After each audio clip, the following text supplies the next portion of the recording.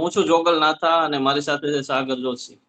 હું તમને પરેશભાઈ ગૌસ્વામીને મળાવીશ કે આવનારું વર્ષ કેવું રહેશે, કે આવનારું જે વર્ષ છે એમાં કેવું રહેશે, એકંદરે વરસાદ કેવો રહેશે. પરેશભાઈ, તમને શું લાગે આવનારું વર્ષ કેવું રહેશે? એટલે જુગલભાઈ, આમ જોવા જઈએ તો અત્યારે અલગ અલગ જે પ્રમાણે જે વેધર સંસ્થાઓ દ્વારા જે અલનીનોની ને વગેરે વાત કરવામાં આવે છે, એટલે અત્યારે ગુજરાતના જે ખેડૂતોમાં ક્યાંય ને ક્યાંય ડરનો માહોલ ઉભો થયો છે. પણ આપના માધ્યમથી મારે વાત કરવાની છે કે ખેડૂતોએ બિલકુલ ડરવાની જરૂર નથી. 2026 નું વર્ષ છે તે સારું થવાનું છે. સારું એટલા માટે થવાનું છે, પહેલી વાત તો એ છે કે અત્યારે આમ જોવા જઈએ તો છેલ્લા 2-3 વર્ષથી આપણે અલનીનોનો પ્રભાવ હતો ને એમાં પણ ગયા વર્ષે તો લાનીના સક્રિય થયો હતો. એટલે વર્ષ ખૂબ સારું થયું હતું, એટલે કે નોર્મલ કરતા પણ વધારે વરસાદ જોવા મળ્યા હતા. હવે અલનીનો એટલે શું?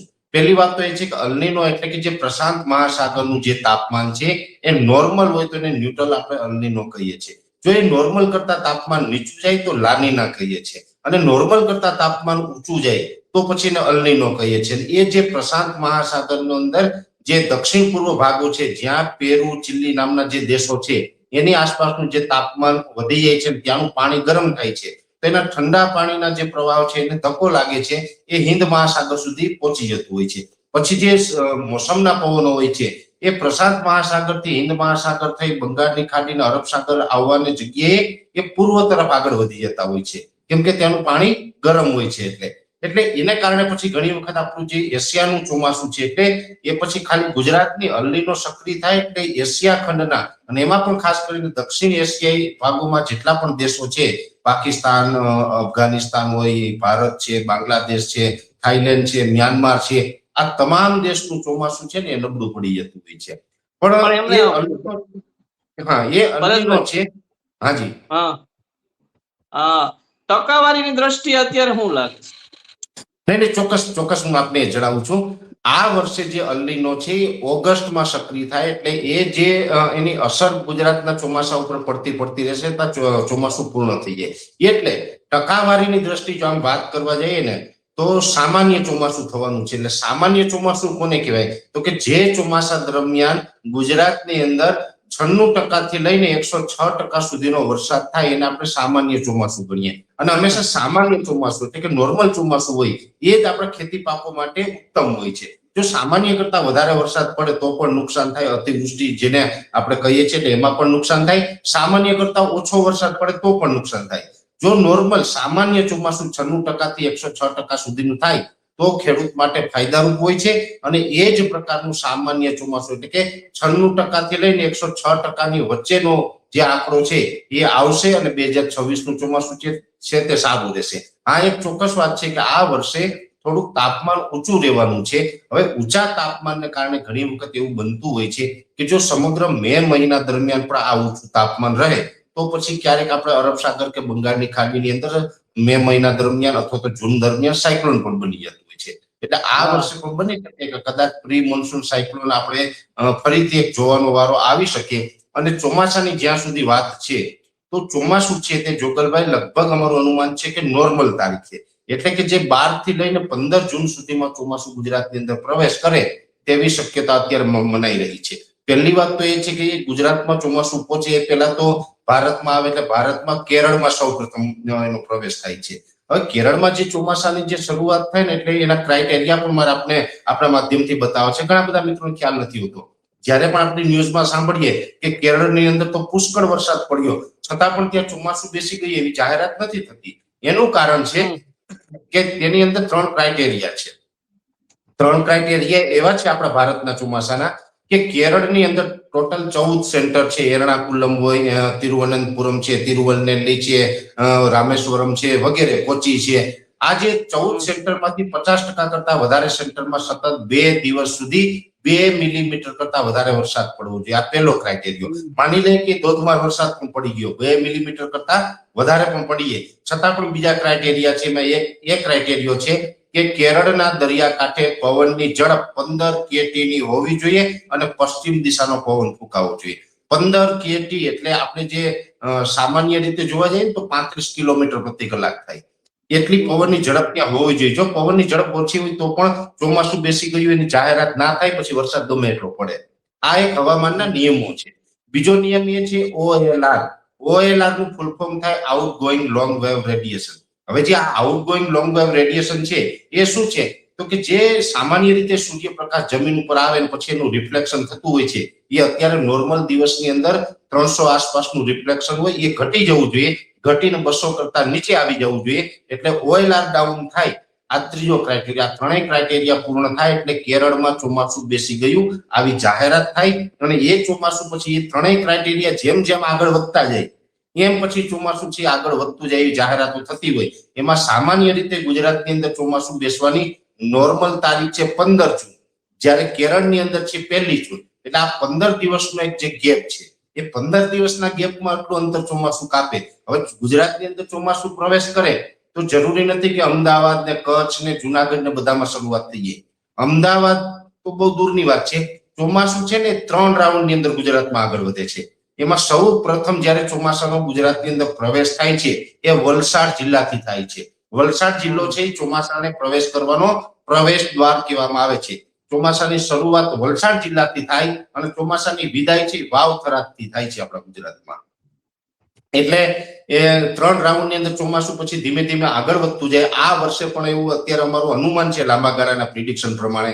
એમાં અલ્નીનો, લાનીનો, આયોડી, એમજેઓ વગેરે જે પેરામીટરો છે એનો અભ્યાસ કરતાની સાથે નિચોડ એ નીકળે છે જોગલભાઈ કે ચોમાસું છે તે 12 થી 15 જૂન વચ્ચે આવી શકે છે અને ચોમાસું છે તે 96% થી લઈને 106% સુધી એટલે કે નોર્મલ ચોમાસું જોવા મળે તેવી શક્યતાઓ છે. ખાસ કરીને જે પાછળથી 2-3 વર્ષથી વરસાદ પડે છે નવરાત્રી ટાઈમે, દિવાળી ટાઈમે, અને એ ટાઈમે ખેડૂતોને ઘણું બધું નુકસાન કરે છે. આ વર્ષે કદાચ પાછળથી એટલા બધા વરસાદ ન પડે અને દિવાળી ટાઈમે આ વખતે નુકસાનીમાંથી ખેડૂતો બચી જાય એવી પણ શક્યતાઓ છે. એ પ્રકારની આખી ચોમાસાની પેટર્ન છે એ જોવા મળશે. એટલે એકંદરે ખેડૂતના હિતમાં ચોમાસું મને લાગી રહ્યું છે જુગલભાઈ. બીજું પરેશભાઈ, એક સવાલ છે કે દરેક વખતે અરબ સાગરમાંથી ઓછી સિસ્ટમ બને છે, બંગાળમાંથી બહુ બને છે. ગઈ વર્ષે છેલ્લી સિસ્ટમ બની ને એક વાવણીની બની.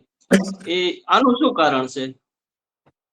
આપણું જે આખું વેધર છે જોગલભાઈ ડિસ્ટર્બ થયેલું છે. આમ જોવા જઈએ તો બંગાળની ખાડીની જે સિસ્ટમો બને છે ને એમાં પણ છેલ્લા 2 દાયકાથી સિસ્ટમના ટ્રેક ચેન્જ થયા એટલે ગુજરાતની અંદર સારું ચોમાસું થાય. નહીતર તો બંગાળની જે ખાડીની સિસ્ટમ છે ને એ બંગાળની ખાડીમાંથી ઓરિસ્સાથી મધ્યપ્રદેશ ઉપર આવે અને મધ્યપ્રદેશ ઉપર થઈને પછી પૂર્વ દિશામાં આમ રાજસ્થાન અને ઉત્તર પ્રદેશ તરફ નીકળી જતી. એનો ટ્રેક હંમેશા એ રહ્યો છે.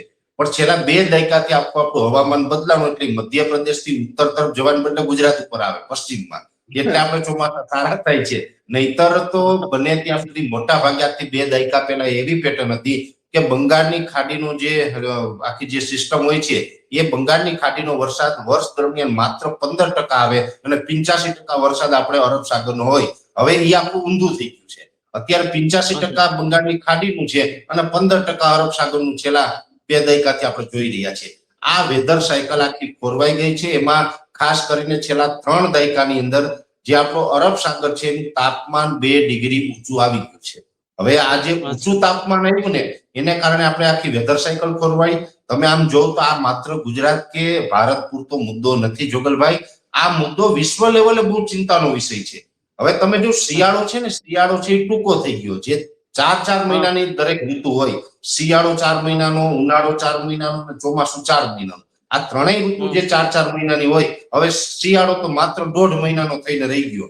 મોડો શિયાળો ચાલુ થાય, ડિસેમ્બર અડધો કે પોણો વયો જાય પછી શિયાળો ચાલુ થાય અને જાન્યુઆરી પૂરો થયો નથી, શિયાળો પૂરો થયો નથી. 1.5 મહિનામાં તો આખો શિયાળો હલકેલાઈ જાય છે. અને જે બરફ વરસાદ થવી જોઈએ આ વર્ષે પણ 68% બરફ વરસાદ થઈ. જે ઉત્તર ભારતના પહાડો છે જમ્મુ કાશ્મીર, લેહ, લદ્દાખ, હિમાચલ પ્રદેશ, ઉત્તરાખંડ, અરુણાચલ પ્રદેશ, આ જે આખો જે આપણું ભારતનો જે પહાડી પ્રદેશનો જે આખો પટ્ટો છે એની અંદર નોર્મલ જે બરફ વરસાદ થવી જોઈએ એની જગ્યાએ 32% ઓછી બરફ વરસાદ થઈ. એટલે કે 68% બરફ વરસાદ થઈ જે 100% થવી જોઈએ. એટલે બરફ વરસાદ આ વર્ષે ત્યાં પણ ઓછી થઈ. એટલે શિયાળો છે એ ઘટતો જાય છે. એનું કારણ છે કે આપણું જે તાપમાન છે હવે દિવસે ને દિવસે ઉચકાતું જાય છે. તાપમાન ઉચકાય છે એની અંદર પણ એક કરતા વધારે કારણ છે. આપણે જે ગ્લોબલ વોર્મિંગની વાતો કરીએ એમાં વૃક્ષોની ઘટતી જતી સંખ્યા હોય, કોન્ક્રીટના જંગલો હોય, આપણે પ્રદૂષણ જે અલગ અલગ પ્રકારનું ફેલાવીએ છીએ, રાસાયણિક ખેતી કરીએ છીએ, આ તમામ પરિબળો છે એક કરતા વધારે કારણ જેને કારણે જુગલભાઈ આપણું જે આ તાપમાન ઉચકાયું છે અને તાપમાન ઉચકાયું એટલે આપણું આખું હવામાન ખોરવાનું છે અને હવામાન ખોરવાનું એટલે બંગાળની ખાડીની સિસ્ટમો આપણા ઉપર આવે ને અરબ સાગર છે એ સતત નિષ્ક્રિય રહે છે. આપણે આશા રાખીએ કે આ વર્ષે ભગવાન કઈક એમાં દ્વારકાધીશની કૃપા થાય અને આ વર્ષે અરબ સાગરમાં પણ સારી સિસ્ટમો બને અને ગુજરાતને અરબ સાગરની સિસ્ટમનો લાભ મળે તો ખૂબ સારી વાત છે.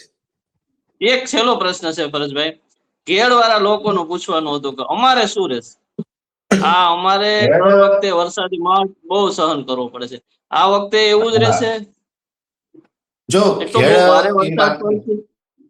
જોગલભાઈ, ખેડ છે ને એ એવો ભૂભાગ છે કે હંમેશા ત્યાં ભલે ઓછો વરસાદ હોય એનાથી ઉપરના ભાગમાં વધારે વરસાદ હોય એટલે ખેડમાં બહુ નુકસાની થાય અને એ વર્ષોથી થતી. હવે પેલા એવું હતું, પેલાના સમયમાં કે કુદરતી સેલ આવતી, અત્યારે કૃત્રિમ સેલ આવે છે. પેલા જે કુદરતી સેલ આવતી એ સેલને કારણે ઘેડને ફાયદો હતો. હવે કૃત્રિમ સેલમાં એવું છે કે જે નદીના વેણ હતા એ ક્યાંય સાંકડા થઈ ગયા છે, નદીઓ છીછરી થઈ ગઈ, ક્યાંય બંધ પારા અમુક એવા બની ગયા છે કે જેને કારણે પાણીના રસ્તા બદલાઈ ગયા અને શહેરીકરણ જે થયું, શહેરની અંદર પણ જે એના હોકડા ને બધું જે દબાણ ને પેશકદમી કરીને ત્યાં પણ બિલ્ડિંગો બાંધી દીધા ને એટલે આખા પાણીના વેણ ફેરવી નાખ્યા છે. આપણે કહીએ ને આખો ભૂગોળ ફેરવી નાખ્યો. ઇતિહાસની તો આમાં કઈ વાત જ નથી, ભૂગોળ ફેરવી નાખ્યા પબ્લિકે. હવે ભૂગોળ ફેરવી નાખ્યો, નદીઓના વેણ ફેરવાને એને કારણે આ કૃત્રિમ સેલ આવે છે અને આ કૃત્રિમ સેલ છે ને ઘેડને ખૂબ નુકસાન કરે છે. 1995 સુધી લગભગ આપણે ઘેડ નિગમ નામની એક સંસ્થા હતી જે સરકાર ચલાવતી, એને ગ્રાન્ટ આપે ને એ ચલાવે. હવે એમાં પ્રી મોન્સૂન કામગીરી કરવાની હોય, ઓજત નદી હોય, ભાદર નદી હોય, અન્ય નદીઓ હોય, એને આપણે કઈ રીતે ઊંડીને પોડી ઝારા ઝીપટા બધું સાફ કરી અને નદીઓના વેણ ચોખ્ખા કરી નાખે તો પાણી દરિયા સુધી ક્યાંય રોકાય નહીં. આ બધી કામગીરી થતી, પણ હવે એ સમય જતા આ બધી કામગીરીઓ બંધ થઈ ગઈ. ઘેડ નિગમ પણ એ સંસ્થા બંધ થઈ ગઈ અને એમાં તો સભ્ય હતા, ખેડૂતોને પણ એમાં સભ્ય બનાવવામાં આવતા. હવે એ બધું બંધ થઈ ગયું છે એટલે જે પ્રી મોન્સૂન કામગીરી હોય એ કઈ થતી નથી અને અત્યારે એમને કૃત્રિમ રીતે જે સેલ ફરે છે અને એ સેલ ઘેડને નુકસાન કરે. આ વર્ષે પણ સેલ આવશે અને ઘેડને તો નુકસાન કરશે. એટલે હવે આમાંથી તો દ્વારકાધીશ બચાવે તો હાચું જુગલભાઈ. ઓકે, તો પરેશભાઈ તમારો ખૂબ ખૂબ આભાર, તમે મૂલ્યવાન ટાઈમ આપ્યો તે બદલ અને તમારું સ્વાસ્થ્ય સારું રહે, નિરામય રહે. બસ આટલું. જય જય ગરવી ગુજરાત.